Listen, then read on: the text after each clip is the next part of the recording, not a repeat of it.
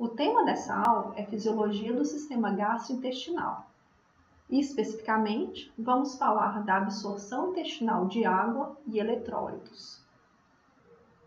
Embora nós tenhamos uma alta ingestão de líquidos e alta secreção de líquidos pelo tubo digestivo, a quantidade de líquido contida nas fezes é cerca de 100 ml, o que demonstra uma alta capacidade absortiva pelo tubo digestivo. Como exemplo, nós temos um indivíduo que recebeu 2 litros de líquidos através da dieta, secretou 1,5 litros de saliva, produziu cerca de 2 litros de suco gástrico, liberou cerca de 500 ml de secreção biliar, liberou cerca de 1,5 litros de secreção pancreática, liberou cerca de 1,5 litros de secreção intestinal. O intestino delgado tem uma alta capacidade absortiva, ele absorve cerca de 7,5 litros, enquanto o colo reabsorve cerca de 1,4 litros. Dessa forma, apenas 100 ml de líquido são perdidos pelas fezes. Ao longo do intestino delgado e do colo, nós temos transportadores que permitem a absorção de eletrólitos. Na composição das fezes, nós teremos aproximadamente 100 ml de água, de 25 a 50 gramas de material sólido. Desse material sólido, nós temos produto da ação das bactérias, a presença de fibras, a presença de gorduras e a presença de eletrólitos. A absorção no intestino delgado, ela pode acontecer pela via transcelular ou pela via paracelular. No colo, não ocorre a absorção pela via paracelular. Então, nós falamos que no colo o epitélio é do tipo TAG, enquanto no intestino delgado o epitélio é do tipo LAIC. LAIC está relacionado com vazamento. É possível passar eletrólitos e água pela via paracelular, o que não é possível no epitélio TAG. Além do fato do epitélio do intestino delgado ser LAIC, nós também temos que no intestino delgado existe um maior número de canais de aquaporina, tanto na membrana luminal quanto na membrana basolateral. Dessa forma, no intestino delgado, a absorção é isotônica, vai absorver soluto e solvente na mesma proporção. No colo, a absorção é hipertônica, ocorrerá uma maior absorção de soluto em relação à absorção de solvente. A absorção de água pelo tubo digestivo segue o gradiente osmótico. A água será absorvida do meio hipotônico para o meio hipertônico. Assim, a absorção de soluto impulsiona a absorção de água. No intestino delgado, a absorção de NaCl é eletroneutra, pois existe um cotransporte que permite a absorção de sódio e cloreto pela via transcelular. Esse transporte é uma forma de transporte ativo secundário, pois o sódio, para sair da célula, precisa da ação da bomba sódio-potássio-ATPase. Esse transportador é encontrado principalmente na região do jejum e é responsável pela absorção de 20% de todo o NaCl contido no lúmen. Esse cotransporte ele é inibido pelo AMP cíclico, assim como pela serotonina. A absorção de sódio também pode acontecer no jejum por contratransporte com o H+. Esse contratransporte também é eletroneutro. Enquanto está entrando o sódio para a célula, está saindo um H+ para a luz do intestino. Esse transportador é inibido pela amilorida.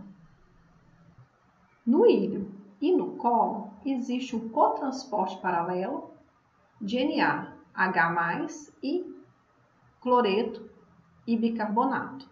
Observe que sódio e cloreto serão absorvidos, enquanto H+ e HCl3- serão secretados. Assim, são absorvidos uma carga positiva e uma carga negativa e são secretados uma carga positiva e uma carga negativa. O sódio vai sair da célula pela bomba sódio-potássio-TPase. O cloreto vai sair da célula por cotransporte com o potássio. Principalmente na região do íleo, é possível a absorção de ânions inorgânicos por cotransporte com o sódio, o que é uma forma de cotransporte ativo secundário. Na região do colo, além do contratransporte sódio-H+, permitindo a absorção de sódio, também existem canais iônicos específicos para sódio, os quais são inibidos pela amilorida. O sódio entra pelo canal de sódio específico para ele e sai por ação da bomba sódio-potássio-TPásica. A absorção do cloreto pode acontecer no íleo ou por cotransporte com o sódio ou por contratransporte com o HCl3-. Assim, o cloreto está sendo absorvido. No entanto, nas células das criptas também acontece secreção de cloreto. Na membrana basolateral existe o cotransporte 2 cloretos, um sódio e um potássio. O potássio sai da célula pela membrana basolateral, o sódio sai da célula pela bomba sódio-potássio-TPase e o cloreto sai da célula pela membrana luminal por um canal iônico específico para cloreto. A passagem do cloreto para o lúmen gera uma diferença de potencial elétrico que permite a secreção de H+ para o lúmen. Observe que ele é ativado pelo cálcio, pelo AMP cíclico e pela guanosina monofosfato, pelo GMP cíclico. Este canal iônico também é aberto pelo vibrião da cólera. Na presença do vibrião coléreo, ocorrerá a abertura desse canal iônico, o cloreto será secretado para o lúmen, irá gerar diferença de potencial elétrico para a secreção de sódio pela via paracelular, aumentando a osmolaridade da luz do tubo digestivo, o que vai aumentar água nesse compartimento, causando um quadro de diarreia. A secreção de íons bicarbonatos acontece por contratransporte com cloreto, tanto na região do íleo quanto na região do colo do tubo digestivo. A absorção de HCl3- acontece por um processo dependente da anidrase carbônica. O H+, que é lançado na luz do lúmen por contratransporte com sódio, reage com HCl3-, ocorre geração de H2CO3, H2CO3 pela reação da anidrase carbônica forma água e CO2, CO2 é um gás, atravessa a membrana luminal. No interior da célula, ocorrerá novamente a formação de HCl3-, também com participação da anidrase carbônica. Esse HCl3- é lançado no interstício pelo cotransporte HCl3- e sódio. O tubo digestivo também é capaz de promover a absorção de potássio. A absorção de potássio acontece de forma passiva através da via paracelular no jejum e no íleo e acontece de forma ativa no cólon. No cólon existe presença da bomba H+, K+, ATPásica. Assim, a absorção de potássio acontece de forma ativa, no transporte ativo primário. No cólon também acontece secreção de potássio.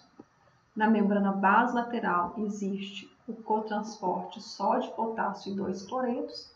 O potássio que entra na célula pode sair tanto pela membrana luminal quanto pela membrana basolateral.